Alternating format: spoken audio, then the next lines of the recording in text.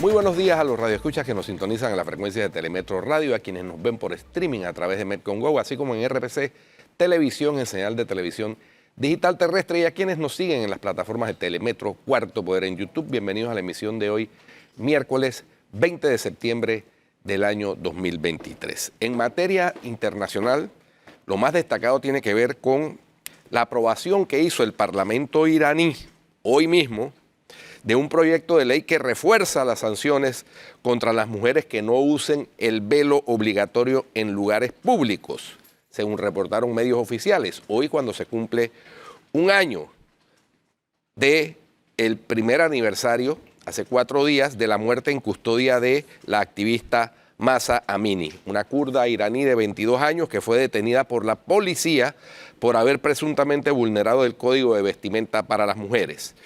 El caso de Mahsa provocó un amplio movimiento de protesta en el país.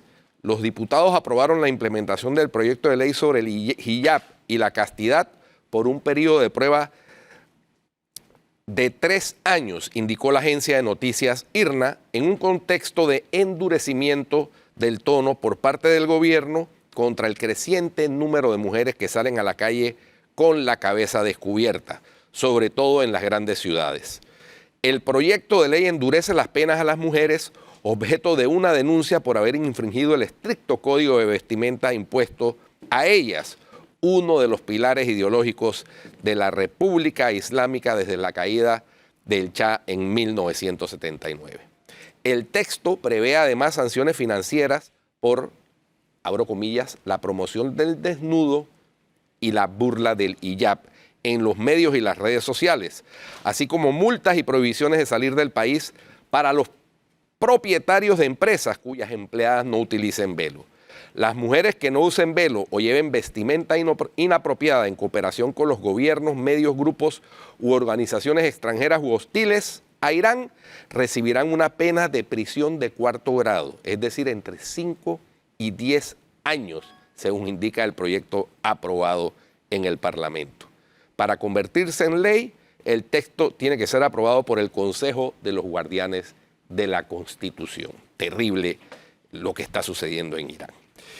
Y en Colombia, revelaciones impactantes por parte del general en retiro Henry Torres Escalante, quien dijo ayer martes que los asesinatos de personas campesinas y colonos, conocidos como falsos positivos, que se cometieron en el departamento de Casanare, se convirtieron en números, en porcentajes, para lograr mejores resultados y ascender en el ejército de Colombia. La confesión la hizo durante el segundo día de una audiencia de reconocimiento de verdad, celebrada por la Justicia Especial para la Paz, JEP, en Yopal, capital de Casanare, al este de Colombia. La constante medición sobre los resultados que hacían sus superiores produjo un daño irreparable, ya que las muertes se convirtieron en números, en porcentajes, aseguró Torres frente a familiares de personas que fueron asesinadas y presentadas como guerrilleros o delincuentes muertos en combate. El oficial retirado fue entre 2005 y 2007, siendo general del ejército, comandante de la Brigada 16, que tenía bajo su jurisdicción el Casanare cuando se cometieron estas atrocidades.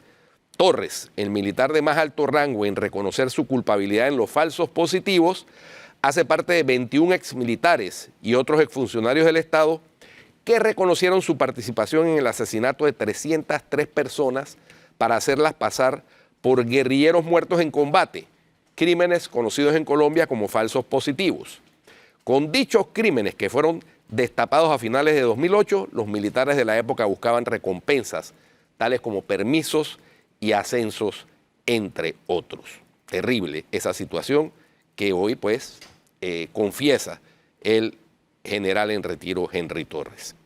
Y en China, nos vamos al oriente, al inicio de su tercer mandato sin precedentes, Xi Jinping llenó las altas filas del gobierno chino con una lista de funcionarios leales que presumiblemente esperaban allanarían el camino para lograr su gran visión para China. Sin embargo, menos de un año después, una tormenta de turbulencias está agitando a la élite gobernante elegida personalmente por Xi, generando dudas sobre su juicio y debilitando la confianza internacional en su gobierno, en un momento en que China enfrenta importantes problemas económicos internos y un aumento en la competencia con los Estados Unidos en el escenario mundial. En solo cuestión de meses, 2 altos miembros del gabinete de China que sirvieron como interlocutores claves del país con el mundo han desaparecido. El ministro de Defensa, Li Changfu, no ha sido visto en público durante 3 semanas, lo que generó especulaciones de que está bajo investigación. Semanas antes, el ministro de Asuntos Exteriores, Qin Gang, fue destituido dramáticamente después de desaparecer de la vista del público durante un mes. Su repentina ausencia se produce cuando Xi busca eliminar cualquier amenaza y vulnerabilidad percibidas en un esfuerzo por reforzar la seguridad nacional en medio de crecientes tensiones con Occidente. Tanto Li como Qin se encuentran entre los 5 consejeros de Estado de China, puesto de alto nivel en el gabinete, que supera en rango a un ministro regular. Li también forma parte de la Comisión Militar Central, un poderoso organismo encabezado por Xi Jinping, que comanda las Fuerzas Armadas. Este martes, The Wall Street Journal informó que una investigación del Partido Comunista descubrió que Qin había estado involucrado en una relación extramatrimonial mientras se desempeñaba como enviado de China en Washington, citando a personas familiarizadas con el asunto. El Ministerio de Relaciones Exteriores de China se negó a comentar sobre el informe. La falta de transparencia sobre el destino de 2 ministros de alto perfil ha asestado un golpe a la imagen internacional de Beijing, que ha promocionado su modelo político como más estable y eficiente que las democracias occidentales. Tremendo lo que está pasando en China, ya que China además está luchando contra una serie de problemas económicos, desde desempleo juvenil récord y una creciente deuda de los gobiernos locales y hasta una creciente crisis inmobiliaria. Así que vamos a ver, hay que darle seguimiento a este tema de China, Flor, porque hay cuestiones que se comentan por parte de los analistas internacionales que no dejan muy bien parado al presidente chino Xi Jinping, que además está ausente en la Asamblea de las Naciones Unidas que arrancó ayer. Es correcto. Oye, Petro, la verdad es que metió la pata y volvió a meter la pata y siguió metiendo la pata, increíble, ¿no? Y tuvo la mala fortuna, porque hay que decir las cosas también como son, tuvo la mala fortuna que le tocó en turno después del presidente Biden. Y siempre cuando el presidente de los Estados Unidos termina su intervención en la ONU, el salón se vacía. Obvio. Lo malo es que Petro no supo, o no le advirtieron y no supo manejar el momento, y quedó la impresión de que se estaban yendo porque llegó Petro. Entonces, bueno, y eso ha tenido repercusiones en todas partes de Latinoamérica, por supuesto. Por supuesto. Porque Petro se volteaba y miraba al presidente de la Asamblea como diciendo qué está sucediendo. Sí. Nadie le advirtió que eso es lo que siempre pasa después que se va el presidente de los Estados Unidos. Pero uno imaginaría que con los zorroviejos en política que es él, bueno, pues. hubiera sabido eso. No, pues es que al mejor cazador se le van las liebres. Y se le va bastante porque no es el mejor. Sí, porque si no eres el mejor cazador, peor todavía. Más liebre. Bueno, pues. Bueno, y Trump, que avisando que se murió el papá. Oye, no sé si sea cierto ese tuit, pero me mandaron un tuit en donde dicen que o sea, supuestamente el presidente Trump da la triste noticia, comunica la triste noticia de que se murió su padre, que pasó al más allá, y aprovecha para decir, y seré presidente, y seré candidato a presidente en las elecciones del 2024. O sea, yo creo que es como, si fuera cierto, eso es como salido del tiesto, ¿no? Un anuncio fúnebre acompañado de propaganda política. Sí. Pero Trump siendo Trump, dirán algunos. Sí, bueno. No lo veo tan. Bueno, y pasando al plano local, la reunión entre Nito Cortizo y Petro sobre el tema de la migración, ¿qué te pareció? Bueno, interesante que se hayan reunido, interesante que hayan conversado sobre el tema, porque Petro tiene, bueno, otra de las metidas de pata de Petro. Petro dijo, estando en Nueva York, que había recibido la solicitud de Estados Unidos de construir un muro, o de cerrar el tapón del Darién. Primero, físicamente es imposible. Segundo, es desconocerlos. Así es. Y fue desmentido por el gobierno de Estados Unidos, que dijo que en ningún momento le han sugerido semejante cosa, de una barrera física para evitar la emigración. puede ser que haya habido sugerencias de cómo manejar el tema, porque Petro sí tiene una posición de que hay que dejar que todos los migrantes salgan. Eso sí es cierto, esa ha sido su posición. A lo mejor le han pedido que varíe esa posición, pero de ahí a construir una barrera física hay un largo trecho. Entonces decía que interesante que se hayan reunido, que hayan conversado, que hayan reactivado la Comisión de Buena Vecindad. Yo creo que eso es un paso importante para manejar el problema en conjunto, porque es que el problema no se le puede dejar a Panamá, que Y es eso la es lo queja. único que puede finalmente hacer Panamá. Claro, que es la Crear queja. conciencia entre los mandatarios de la región para pedirles apoyo. Ahí tiene que participar tanto la Organización de Naciones Unidas Los países. como los países receptores, Estados Unidos y Canadá también, como los países de donde salen los migrantes, es decir, Haití, por lo menos los del continente, Haití, Cuba, Venezuela, ¿no? Algunos de Ecuador, que son los que pasan por Panamá. Sí. Porque ya los de Centroamérica pues siguen desde sus países en Centroamérica hacia el norte. Pero eso tiene que ser una operación conjunta para el manejo de esta crisis migratoria que está rebasando todos los límites imaginables, Flor. O sea, cuando tú hablas de que 30.000 niños han pasado, o sea, los niños van con adultos y algunos de ellos quedan en el camino. 4 veces más que el año pasado, 5 veces más que en el periodo No, se espera que 2019, una locura. Se espera que supere el 500.000 de inmigrantes que pasan en este año 2023 a través del tapón del Darién. Entonces eso no hay manera de manejarlo si no es con el concurso de todos los países involucrados. Sí. Así que por ese lado, positivo, ojalá se pueda reunir con el presidente Biden, que todavía no se ha reunido el presidente Cortizo, ya se le acaba su mandato y no ha sido invitado a reunirse con el presidente Biden, y ojalá pueda también conversar con los otros países involucrados, ¿no? Aunque el presidente Maduro no está participando en la Asamblea de Naciones Unidas en la ONU, es un país relativamente cercano con el cual se puede conversar y hacer una cumbre bilateral, una reunión bilateral con algo de facilidad. Así que... Es así. En la Asamblea siguen los intentos de goles y los goles.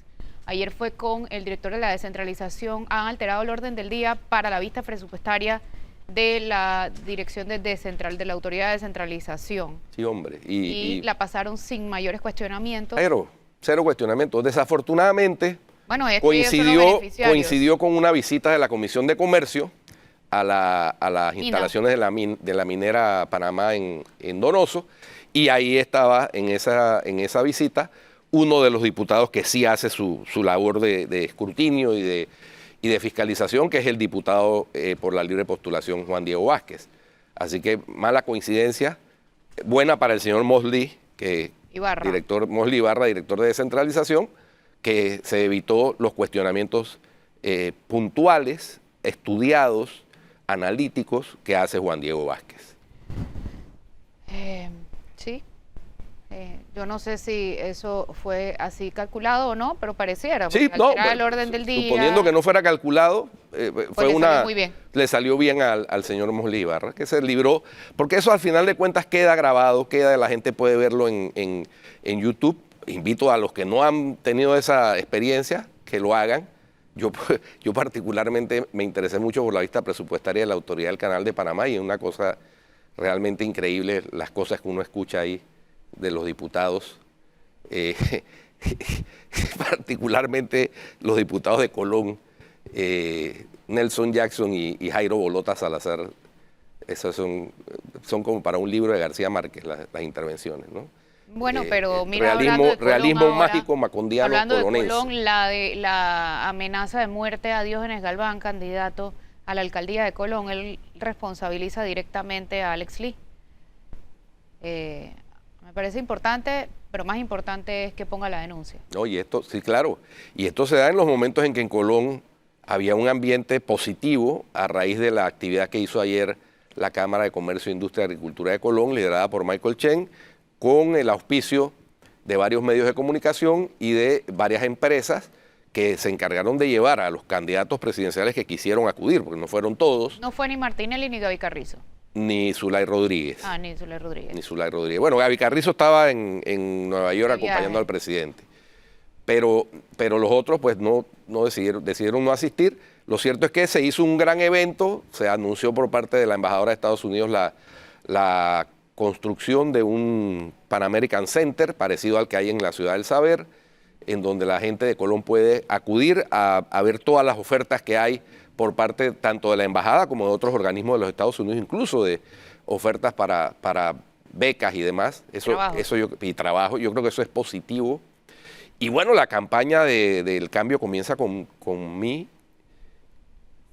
O sea, el cambiar comienza por mí. Por mí, eso me parece que es muy positivo. Hay quienes han criticado y dicen que eso es como relevar al Estado de su responsabilidad. No, es que hay una corresponsabilidad, sin duda. Fíjate que se instalaron las 12 bombas nuevas de bombeo de agua en Colón para que cuando llueva no se inunda la ciudad. Cayó un aguacero y se inundó la ciudad. ¿Por qué? No porque las bombas no funcionaron, porque estaban todos los desagües taponados con colchones, basura, etcétera, etcétera. O sea, sí hay una responsabilidad de la actitud ciudadana y a eso es lo que está apuntando esta campaña de la Cámara de Comercio. Es una responsabilidad compartida. También de repente no pasan a tiempo a recoger la basura. O sea, hay unas cosas compartidas, ¿no? Claro que sí. Y entonces, si todos ponen de su parte, y reitero, Flor, el llamado que hago siempre a entender el valor del voto. Ese voto que se ejerce una sola vez cada 5 años en nuestro país, en unas elecciones generales, para que elijan las autoridades locales que se merecen los colonenses, que les resuelvan los problemas, que lo ayuden a resolver los problemas. Bueno, no podemos olvidar, Martinelli no fue ayer, no sabemos por qué, pero es interesante recordar que por allá no es muy bienvenido, o no debería ser muy bienvenido subir a memoria histórica, porque allá hubo muertos, hubo heridos en protestas. Sí. Aquellas protestas cuando se intentaron vender los terrenos de la zona libre de Colón. Pasar una ley para vender los terrenos de la zona libre de Colón. Si no, que lo recuerde Leopoldo Benedetti, que sigue en la Asamblea como diputado, hoy como CD, ¿no? Ya no como RM. Ya no afín a Martinelli, digamos, por lo menos no públicamente. Pero por allá Martinelli no debería ser bien recibido. O sea, no estamos hablando de que afectaron tierras finalmente, o sea, muertos, heridos, ciegos de por vida, con perdigones, ni él ni José Raúl Mulino. Sí, sacaron a Senafront a tratar de aplacar unas protestas que se estaban llevando a cabo en la ciudad de Colón y el resultado fue lamentable, ¿no? Y el discurso de los candidatos ayer en Colón, o sea, ahora todo el mundo tiene la solución de Colón. La gran mayoría de estos candidatos que estaban ayer allí ya han estado en gobierno de alguna u otra manera relacionados a Colón. O sea, Melitón Arrocha ya fue ministro de Comercio. Martín Torrijos ya fue presidente. O sea, estábamos hablando también de los errores que cometieron en el gobierno panameñista, hablaba de eso, acompañado finalmente de quién está Blandón, de María Chelecu, responsable de la casa Wilcox allá y todo lo demás. Entonces, no sé, siempre prometen, hay que contrastar con su pasado y ver cómo harían las cosas que están prometiendo ahora. Me parece clave eso. Bueno, sí. Mandaron a Lane, viste que mandaron a Lane, ¿no? Sí. Sí, bueno, como no estaba el candidato a presidente, pues fue el candidato a vicepresidente. Pero bueno, por lo menos fue representada la nómina del partido oficialista. Sí, pero debe dar vergüenza, o sea... Ahora, en Colón no es que no se haya hecho esfuerzos en todos los gobiernos desde Endara para acá. Lo que pasa es que no terminan de concretarse por algún motivo. Entre otros motivos, Flor, yo tengo que decir que me parece que es por la falta de una política pública coherente y continuada. Porque cada maestrito llega con su librito cada 5 años y pone pausa a lo que dejó el maestrito anterior y ahí están los resultados. Ahora que mencionaste a Echelecu fue responsable, por ejemplo, de la construcción de Altos de los Lagos en Colón, que era un proyecto que implicaba darle seguimiento a temas de carácter social, de capacitación a la población, de una serie de cuestiones para que la gente que había vivido en unos caserones en estado lamentable en el centro del casco de Colón, en esta nueva reubicación que se hizo en las afueras de la ciudad de Colón, en unos edificios de apartamentos, en donde deben convivir con muchas familias, pues requerían un proceso de adaptación que se inició, pero al que no se le da continuidad. Entonces, los resultados no se producen en parte por lo que estamos hablando, porque se trata de una corresponsabilidad entre ciudadanos y autoridades. Y si alguno de los dos no pone de su parte, pues se interrumpe ese proceso.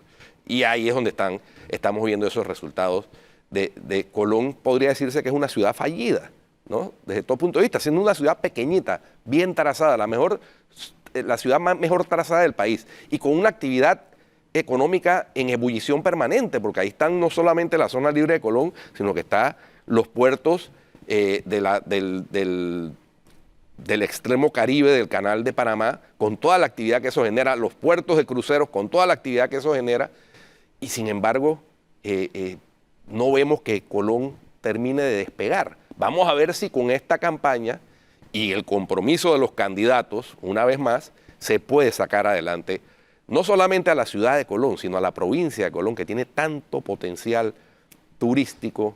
Realmente Colón goza de las mejores playas del país. Eso ni qué decir, la bahía de Portobelo es una belleza desde cualquier punto de vista, desde el punto de vista natural, desde el punto de vista del entorno. No, ni te digo otros lugares que conozco, como Punta Manzanillo, que eso es un paraíso terrenal, ahí enclavado en el punto más al norte de la República de Panamá, en Colón, pero no sé, o sea, no termina de despegar. Entonces, a ver si podemos salir adelante, y eso yo creo que es lo que hay que destacar de esta campaña importante, positiva, de la Cámara de Comercio, Industrias y Agricultura de Colón. El cambio empieza por mí. Otro tema y eso incluye a todos, ¿no? Otro tema importante. Ya se sabe que son 14 empresas las interesadas en las licencias de cannabis medicinal. Ya el periodo para presentar las propuestas ha cerrado. De estas, solo hasta 7 licencias se van a otorgar. Hay que ver si otorgan las 7, máximo que permite la ley, o si otorgan menos. Hay una fecha clave importante, 2 en realidad. El 5 de octubre la comisión evaluadora entrega el informe, y si no hay subsanaciones que atender, la otra fecha clave es el 12 de octubre, cuando Farmacias y Drogas tiene para publicar las empresas seleccionadas, 12 de octubre. En caso de subsanaciones, los periodos cambian y la comisión puede entregar hasta el 20 de octubre, y entonces Farmacias y Drogas tendría hasta el 27 de octubre para publicar las empresas seleccionadas. Pero lo clave, Guido, aquí es que la comisión evaluadora no se ha nombrado. Al día de ayer, al menos, no se había nombrado. Además de que es por decreto y no ha salido ese decreto por ningún lado. Se sabe que van a ser representantes del MISI, del MINSA, del MIDA y de la Universidad de Panamá. Ojo que no hay nadie de la sociedad civil ahí. Y hay que destacar que hay muy poca gente que entiende el idioma del cannabis medicinal y todo lo que conlleva. Entonces, hay que ver a qué asesores para la evaluación llevan, porque mucha gente que está involucrada en este tema tiene intereses. Por cierto, entre las personas que han metido los papeles para tener licencias está Frankie Martinelli, está Fulo Linares, entre otros. Vamos a ver qué pasa ahí. Vamos a un cambio y ya volvemos con el presidente en la ONU.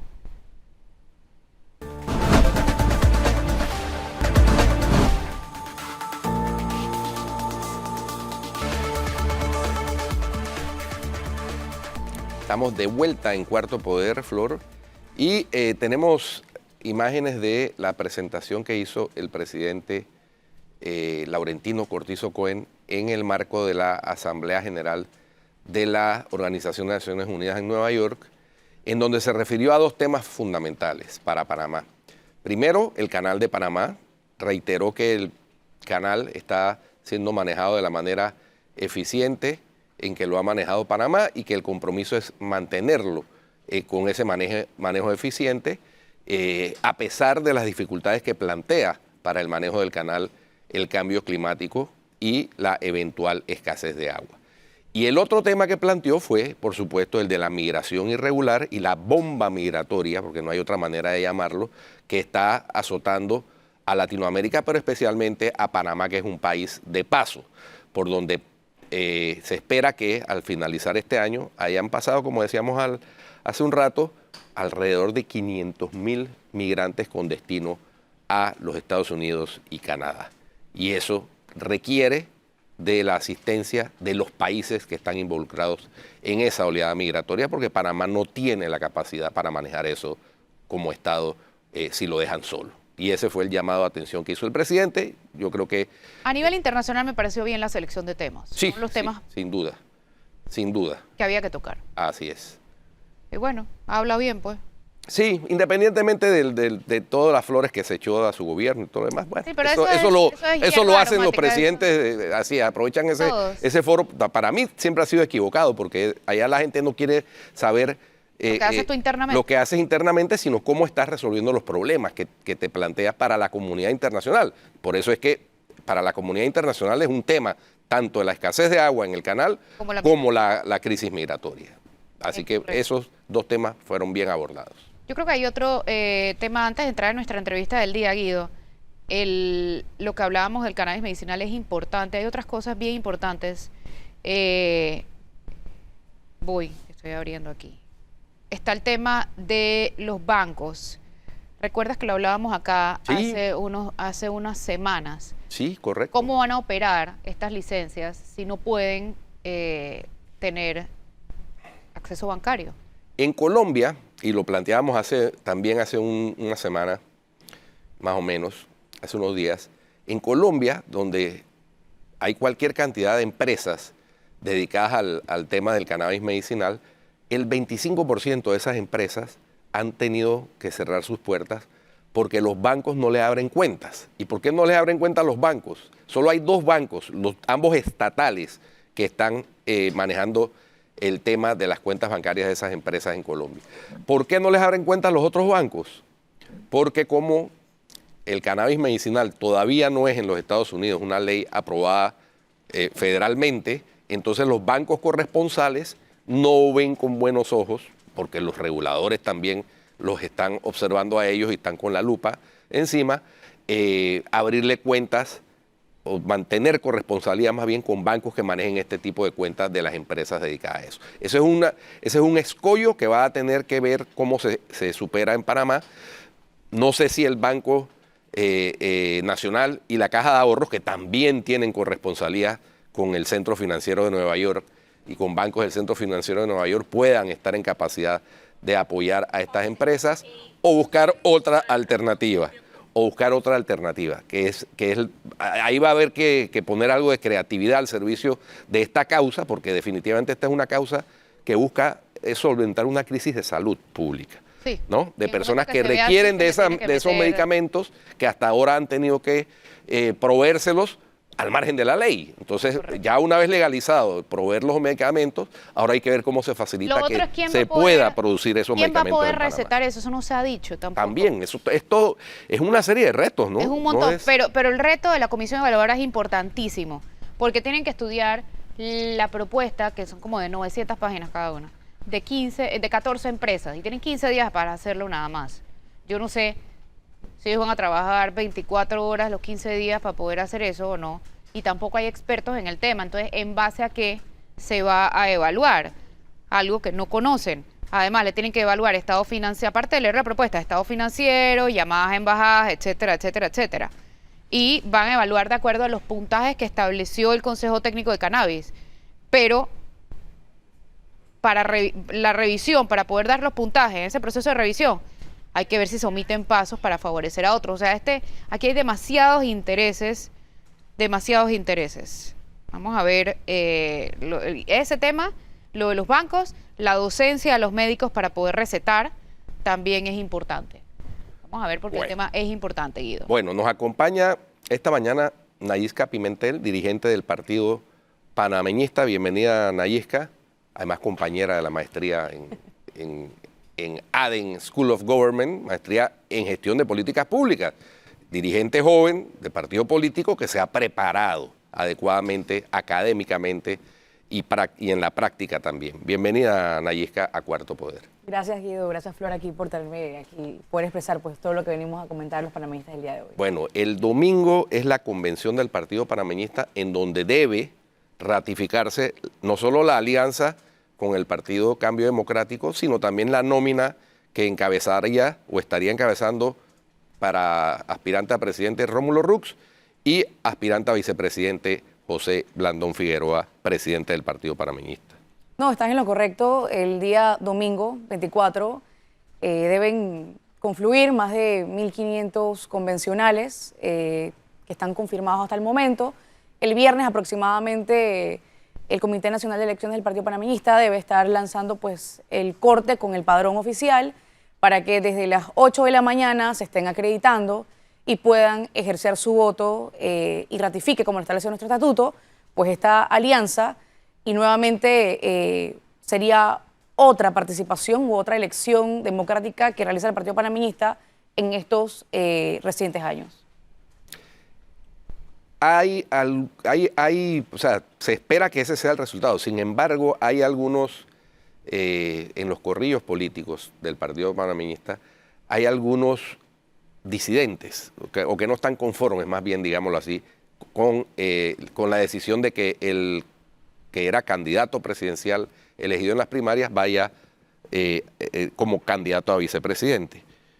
Bueno, nuevamente, estamos en un partido totalmente democrático, siempre van a haber corrientes a favor o en contra, pero en definitiva, en las elecciones del 23 de julio, pues demostramos inicialmente no solamente nuestro apoyo a José Blandón como presidente, sino como un líder, como el voz del Partido Panameñista, y obviamente con toda esta representación de descargos sería también la responsabilidad y la confianza que tiene todo el colectivo que votó por él, para tomar las decisiones no solamente en beneficio del partido, sino también en beneficio del país, que es la consigna pues, que trae esta gran alianza.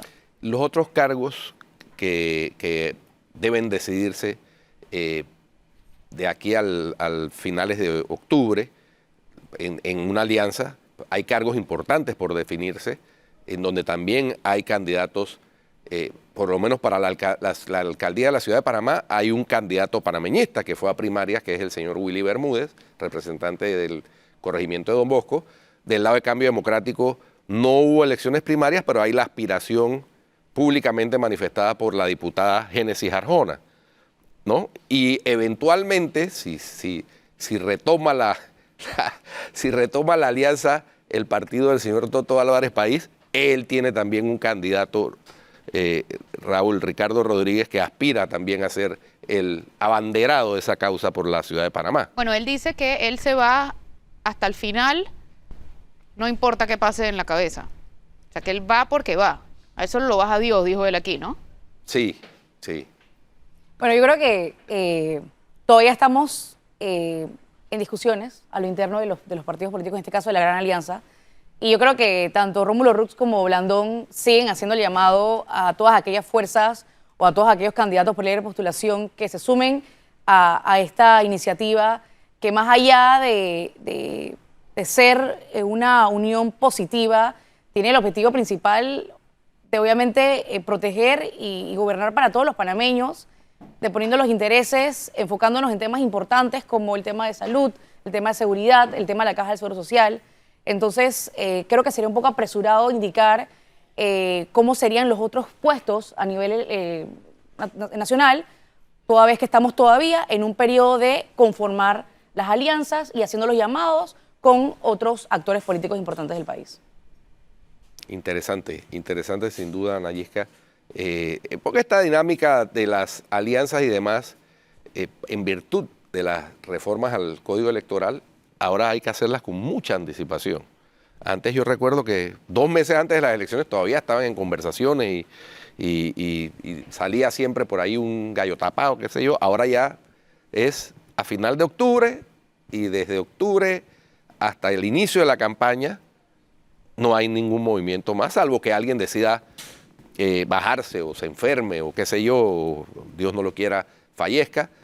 Ya quedan las cartas sobre la mesa con mucho tiempo de antelación. Claro, y yo creo que eso que tú indicas es sumamente positivo, porque las cosas no se hacen a la bulla, a los cocos, como decimos en buen panameño, sino que, por ejemplo, en el caso de Rux y Blandón, vienen desde hace 2 años conversando, dialogando, consensuando, porque obviamente en la negociación pues siempre hay algo que aportar, y yo creo que eso es positivo, el tema de hacerlo con tiempo, que finalice en octubre, que se establezcan las cosas bastante claras en ambas alianzas, no como en periodos anteriores que, como lo indicas, era casi que unos días antes, todo lo demás, se decidían cómo iba a establecerse el tema de la alianza. Pero es positivo hacerlo con anticipación y es positivo, como lo tenemos dentro de nuestro estatuto en el Partido Panameñista, ratificarlo por medio de los convencionales, que son, pues obviamente, los que tienen la última decisión en este asunto. Muy bien, estaremos pendientes entonces de la Convención Nacional del Partido Panameñista con miras a ratificar la alianza presidencial y la nómina presidencial de cara a las elecciones de mayo del 2024. Muchas gracias, Nayisca. Gracias, Guido. por tu Gracias, presencia. Flor. Ya volvemos. Vamos a un cambio y volvemos con la parte final del programa y otro invitado.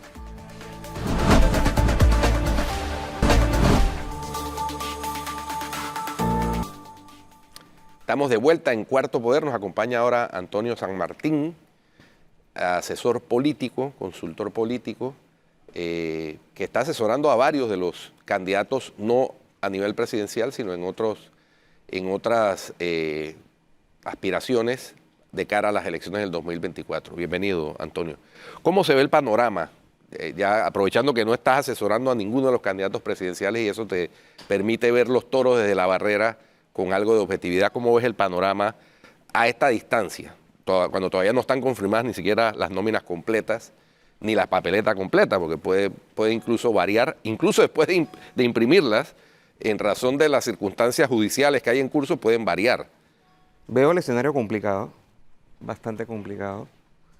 Y a nivel de matemáticas, números, existe una tendencia en tanto las mediciones comerciales como las mediciones privadas. Un candidato que está de puntero, que tiene una marcación fija. Y de ahí en adelante vemos a tres candidatos que... Bueno, fija, pero ha ido bajando.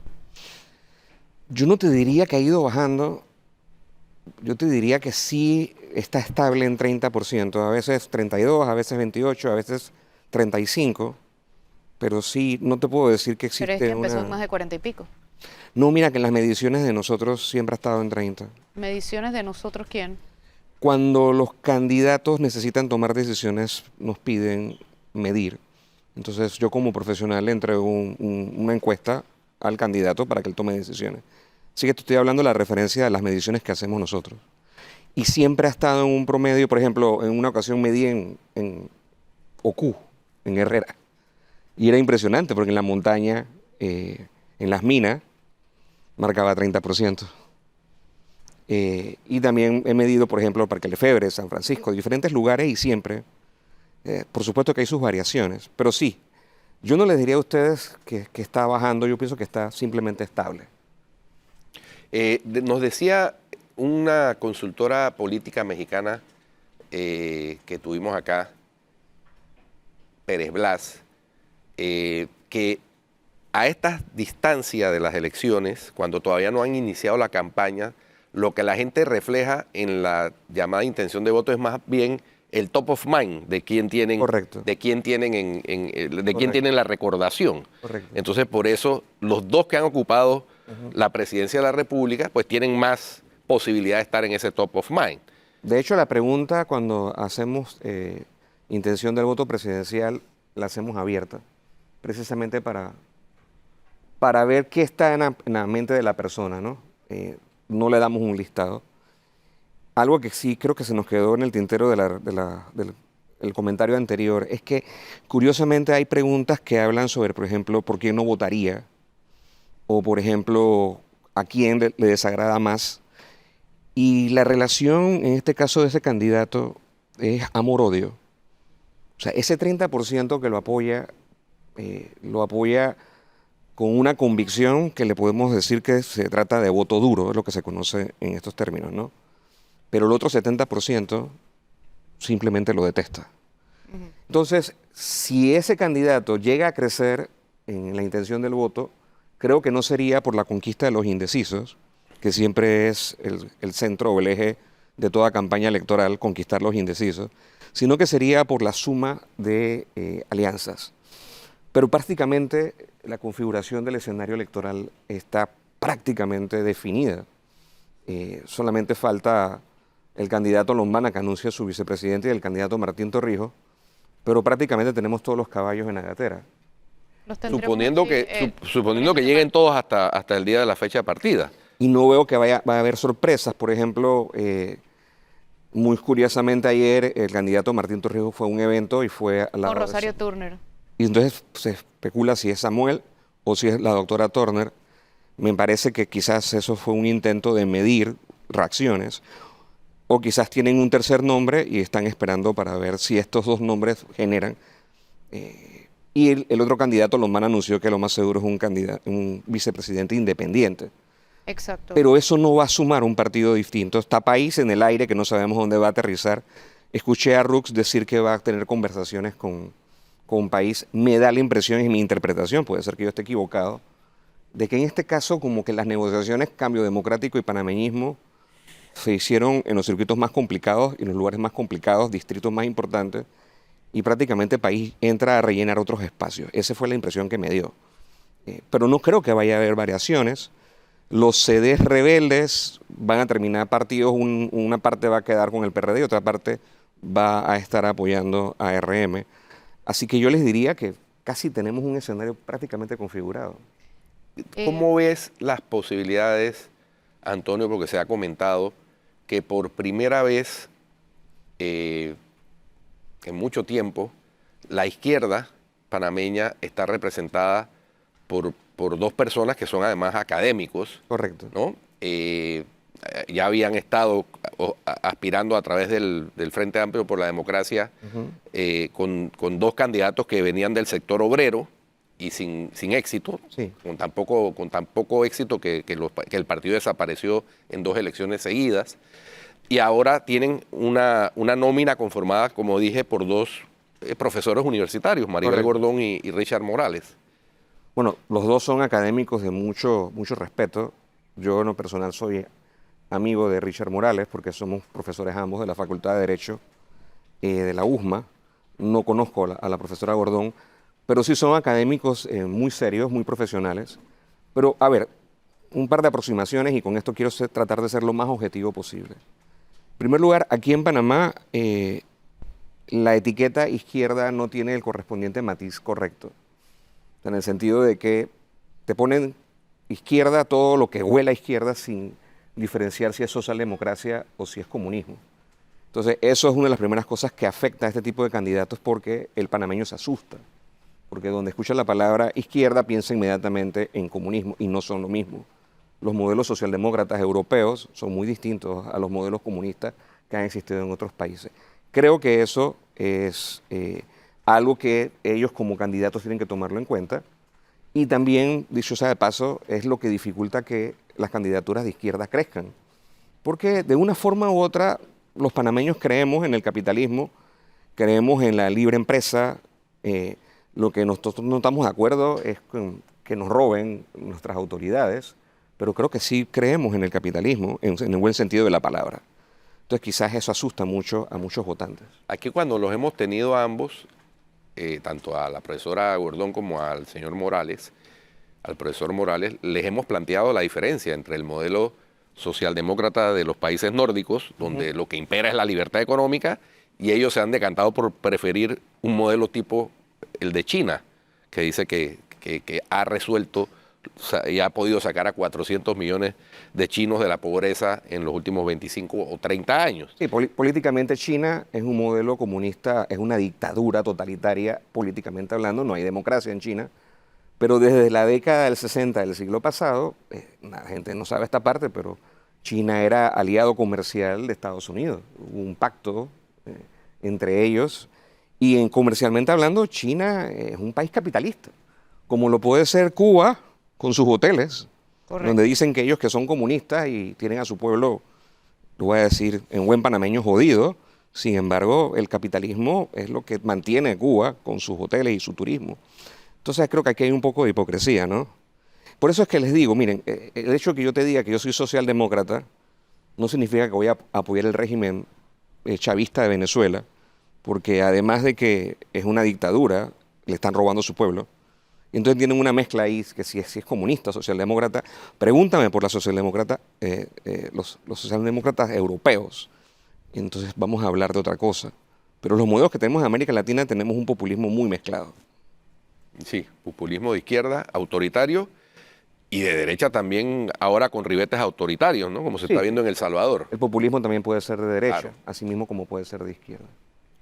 Muy bien, entonces el panorama, a pesar de estar muy complicado, tú lo ves que ya está bastante definido de cara a las Mira, elecciones yo he del escuchado los 2024? discursos de los candidatos y muchas veces yo digo, mira, tienes razón.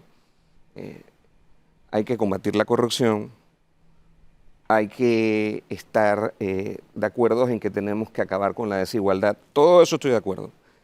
Pero hay algo que también tenemos que entender, de que necesitamos saber qué candidato tienes posibilidades y qué candidato no tienes posibilidades. Claro, las elecciones son tan bonitas que a veces te dan sorpresas. O ellos dicen que es muy temprano para decir Claro, quién tendría oportunidades hoy. Faltan 7 meses para las elecciones. claro, pero entonces nos vamos a mayo y nos damos la sorpresa de que va a ganar el que menos queremos que gane. ¿Qué? Entonces, ahí es donde viene el tema de sentarse a pensar. ¿Ves a Martinelli corriendo? Miren, esto que les voy a decir es una opinión muy particular. RM como marca yo la veo muy consolidada en las mediciones. Entonces me dicen, bueno, es que si Martinelli no corre, ya eso desinfla el globo de Martinelli, es que yo no lo veo así. Yo veo al universo RM consolidado. Y pienso que, miren ustedes, siempre me dicen, en el 14 no funcionó, en el caso de la postulación de Marta, la ex esposa del presidente Martinelli. Lo que pasa es que eran escenarios distintos y uno no puede comparar los escenarios. Lo que pasó en el 14 no es lo mismo que el 19, ni tampoco va a ser lo mismo que en el 24. O sea, todos los escenarios son distintos. Entonces hay que tomar en cuenta de que aquí las variables son distintas. Primero, la vicepresidencia de Marta en el 14 en realidad ahuyentó a los votantes porque la gente no quería la reelección presidencial. Y segundo, era una candidata a la vicepresidencia donde la campaña presidencial no se enfocó en el discurso de Marta, sino de Mimito. Bueno, porque él era el candidato a presidente. Claro, pero ahora las cosas cambian. Primero, nos guste o no nos guste, la imagen de Marta Linares se ha convertido en una matriarca dentro del RM.